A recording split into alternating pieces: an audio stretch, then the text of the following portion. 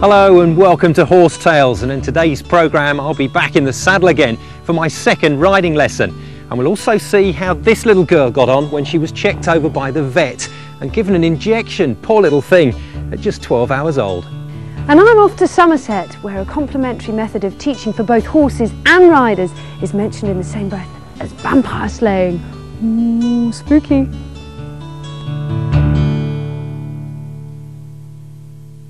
Right then, I'm back for another riding lesson, but this time I've got the kit.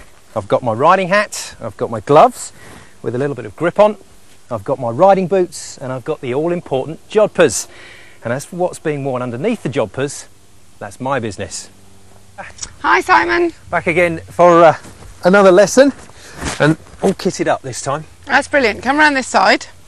Yep, kit looks good. Well, at least Heather seems pleased with my shopping. That's a start. Yeah, I'm looking forward to it, actually. Smashing. Well, can you remember how to get on? Yes, I think I can. So, okay. Up onto the mounting block. Yep. Okay. Take the reins into the left hand. Yep. Place your left leg into the iron, facing forwards. Just let me come around and take the stirrup. Okay. And when you're ready, I just about remember how to get on, and soon I'm walking around and feeling reasonably confident.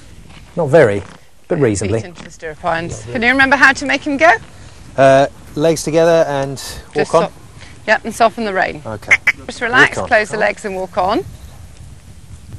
That's good. Now and just when JJ is starting to appreciate being ridden by a true master, my confidence, and not to mention my comfort, are about to be destroyed. Right, Simon, I'm going to take your stirrups away now. Oh, goodness. Because what we're trying to do with the lunge lesson is to develop your own independent seat and balance. So if you just want to pop your feet out of the stirrups. Well, I'm sure teacher always knows best, and I try to smile as I anticipate wobbling around on JJ's back with my feet out of the stirrups. The alarm bells really start ringing, though, when Heather tells me to use one hand to grip onto the saddle. Is there something I should know about? Pull up on your fingertips and bending your wrists, so it's a bit like a dog begging. I'm going to close the legs and ask him to walk on. Walk on. And we're going to go forwards to trot. So when you're ready, close both legs together, little nudge, and send him on into the trot. Well, there's dignified and downright undignified. And at this point, I know which one I feel like. Good. Well done. If this was the way the West was really won, then it was painful. I'm sure Heather's got her reasons for making me suffer like this, but at this point I'm struggling to think what they are. Something about developing better balance and a deeper, independent seat. I believe you, but thousands wouldn't. I'm glad that's over. So how did you find that then, Simon? Well, it probably goes without saying that it was painful to start with, a little painful. It became better as it went on. Now we're going to think about halting. Lean back and halt. Well done, Simon, that was really good. Thank you. Right, this time we've done the sitting trot, which is the work without stirrups. Next week we're going to do your rising trot, which you've probably seen other people doing when they... Well, whatever I might have looked like, Heather seems pleased with how I've got on, and all that remains is for me to find a nice soft armchair to collapse into. Well done, that was good.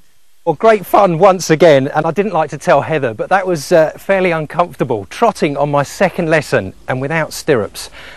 I don't know if I'm going to be able to drive home.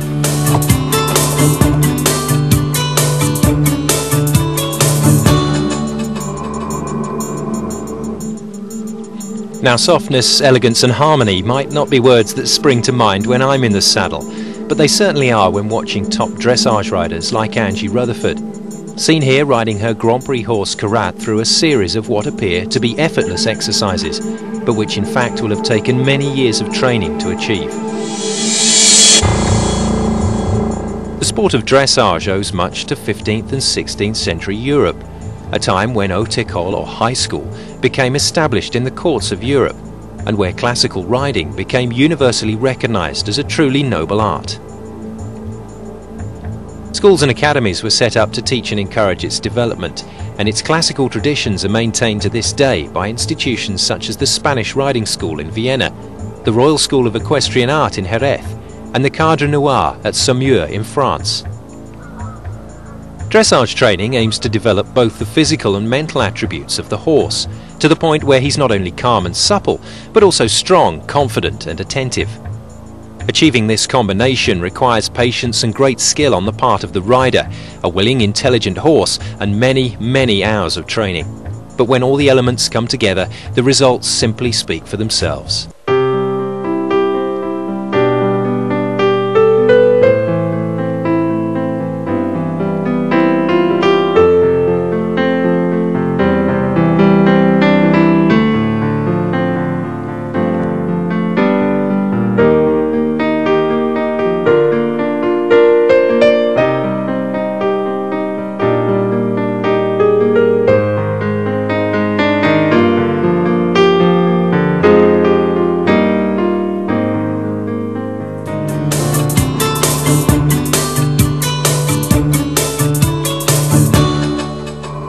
Well, I tell you what, if anyone's going to inspire you and get you into dressage, it's Angie Rutherford. Watching her ride at that level really is fantastic. Now, if you drive around the country as much as I do, to all the different events and various different race meetings, it's just amazing the different people that you meet. I do ride, yes. And not only did I ride, but I went out to America and did a program, Riding the Range, herding cattle for 10 days, which was the most painful 10 days of my life. I started riding when I was at Travers Theatre in Edinburgh. We all went, the whole company went pony trekking. I thought this is rather jolly. And a bit dramatic, of course. So then Diana asked me to share a horse with her. And I did a bit of hacking. And then we had a foal called Tam, and I've been on Tam once. But I'm getting a bit long in the tooth for it. If I was 20 years younger, I would think about going eventing. Yeah, but I don't think I'd take it too seriously. Also, if you're under contract, you're not allowed to do anything dangerous, so yes, if quite you're hard. Busy acting in a teleseries, then they're not too keen on you going on to horses, for obvious reasons.